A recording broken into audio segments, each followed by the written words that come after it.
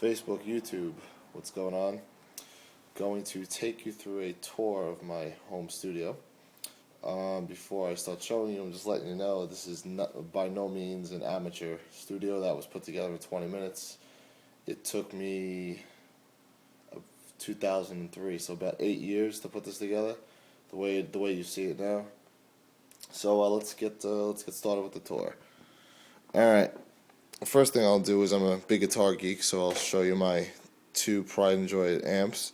That's a 1983 Mesa Boogie Mark II C+. It was originally a Mark II C, and I sent it out to Mesa, and they upgraded it to a C+ for me.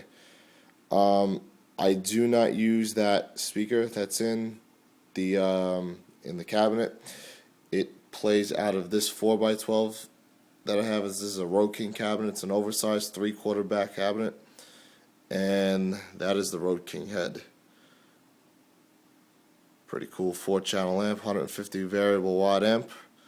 I can change power tubes and output power on every single channel. Okay, so now into recording land. Here we go. I'll give you a quick little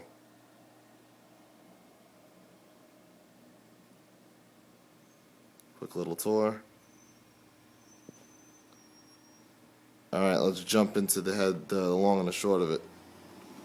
Real quick, just to get this out of the way, these are my brother's drums.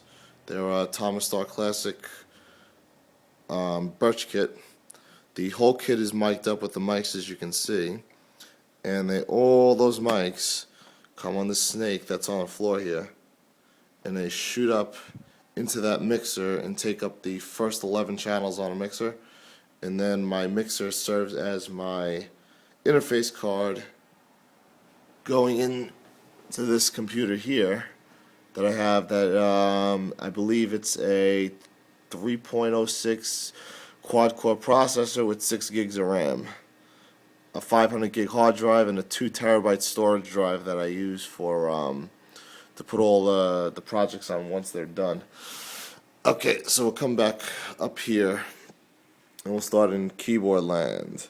Okay, as you can see, this piece here is a Fatar Studio Logic SL1100. That's their 88 keys hammer weights. It's pretty cool. It actually plays pretty decent, although I'm not really the piano player. This piece here is my first keyboard I got when I was about 10 years old. I never got rid of it, and still has some pretty cheesy sounds that sound kind of good, and I use from time to time on recordings. It's a Yamaha PSR 320. Now I take both MIDI outs of this and I shoot them into a MIDI interface that I have in the rack over there, and I'll show you that in a minute.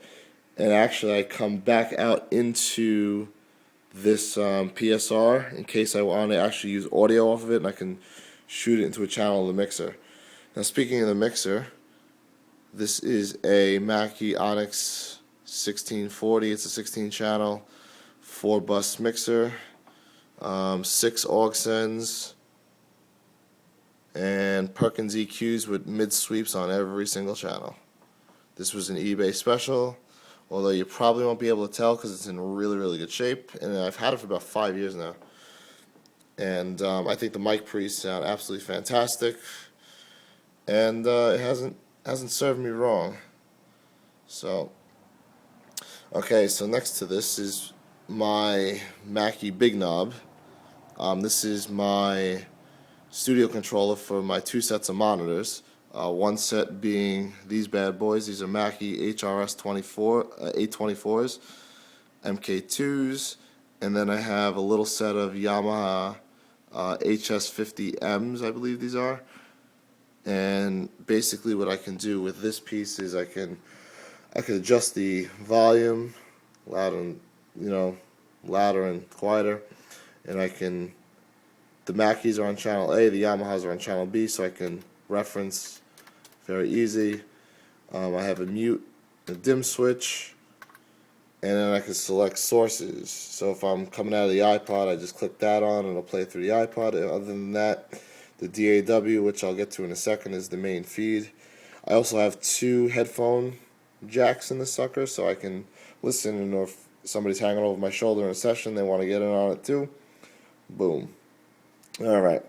Next is the Mackie Control and its little brother, the Mackie Control Extender. These are also eBay specials, as well as that. So Mackie Lane, as I like to call it, is all eBay specials, and these are 16 flying faders. They have a mind of their own, and I use this to control the software, which I will get to in a second. All these light up when you turn for panning, all the good stuff. Again, you have solo, mute, and channel selects. These buttons also press in. You have a nice master section with function keys that I have pre-programmed to do certain stuff. You'll see that in a minute. Jog wheel and all that. Okay. Now, coming over here, if you look straight in front of me, I have one of 3 Furman power conditioners. There's one, there's 2, and the other guy is hanging there. There's 3. I have my Roland XV5050, which is triggered by this 88 key keyboard. And then I have a Digitech Quad, which is a 4-in, 4-out effects processor. So if you can see, I have it running in mono mode right now, which kicks into the 4 aux sends. So my first aux send is reverb, my second one is a delay, third one's a chorus, and the fourth one is a right there on the patch. It's a pitch shift, but I'm going to switch it to a flange. And then aux sends 5 and 6 are for monitor mixing. So that's what's going on there. Now you may wonder, there's nothing here. What is this powering? Well, this power conditioner is powering those 2 monitors, these 2 computer screens, those 2 monitors, and that computer down there.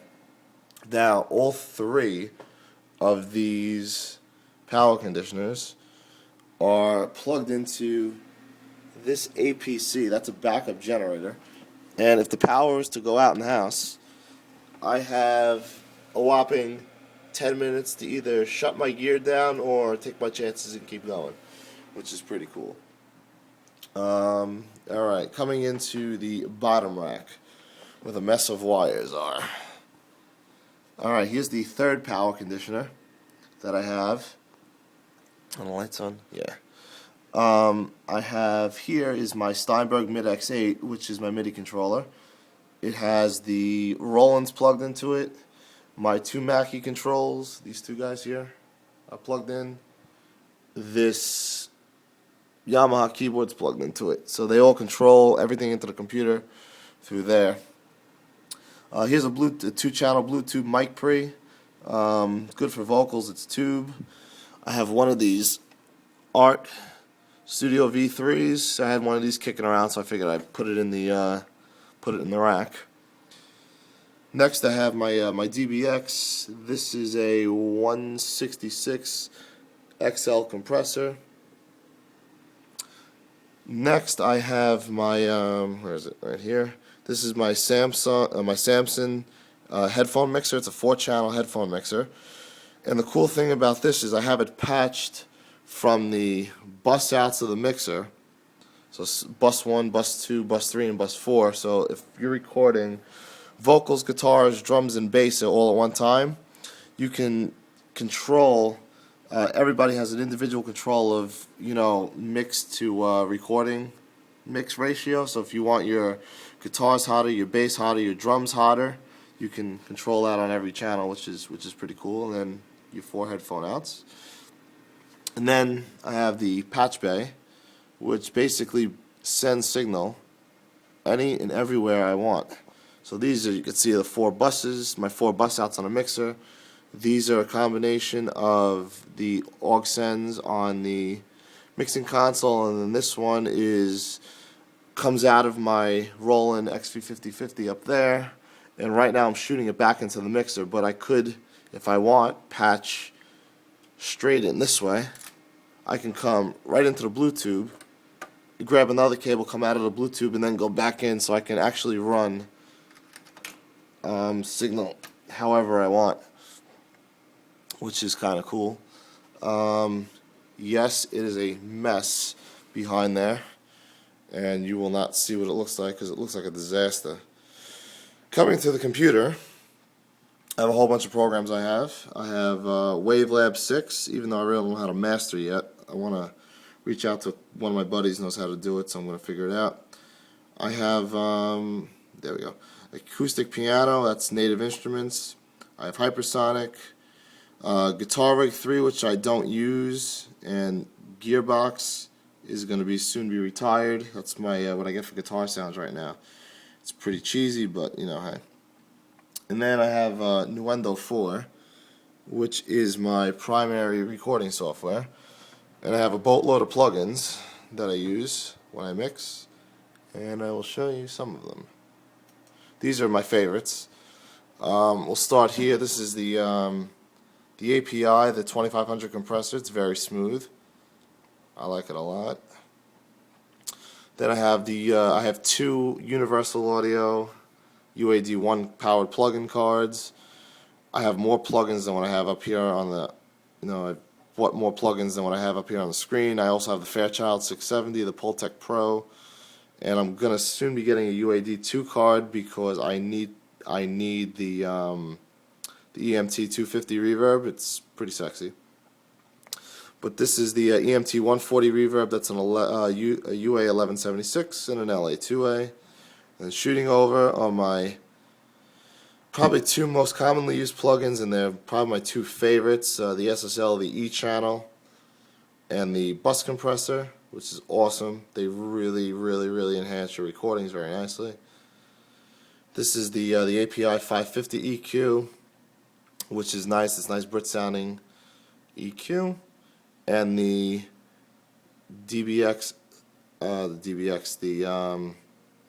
BBE Sonic Maximizer, which really puts a lot of punch into your tone. So that is that. Like I said, this studio was not built overnight. It took years and years and years and years to get it to be like this. I didn't start off small. I mean, I started off small and worked my way up to this. And like I said, eBay was the champ. Oh, one other thing you might want to know that's kind of cool. I actually have everything written down, so if I forget where something is on a patch bay, I can just look and, 1A is Aux 1, and I have to actually update this because when I repatched everything last week, I made some changes, but that's basically what we have going on now. Bluetooth 1 and 2, line in for channel 13, that's for the Roland 5050, and I actually have labeled what is on the power conditions there, so if something goes out, I know where it's plugged in. Like I said before, the line 6 guitar port is on borrowed time. I'm actually waiting on an Axe Effects from Fractal Audio. If you haven't heard it, go check it out because it's a beast. The only problem is since Petrucci and Weiss started to endorse the product, they haven't been able to make them fast enough, but again, you don't know what you're missing if you haven't heard it, so go to fractalaudio.com. It's a pretty cool product, and that's my studio. So I hope you've enjoyed it, and we'll talk to you soon.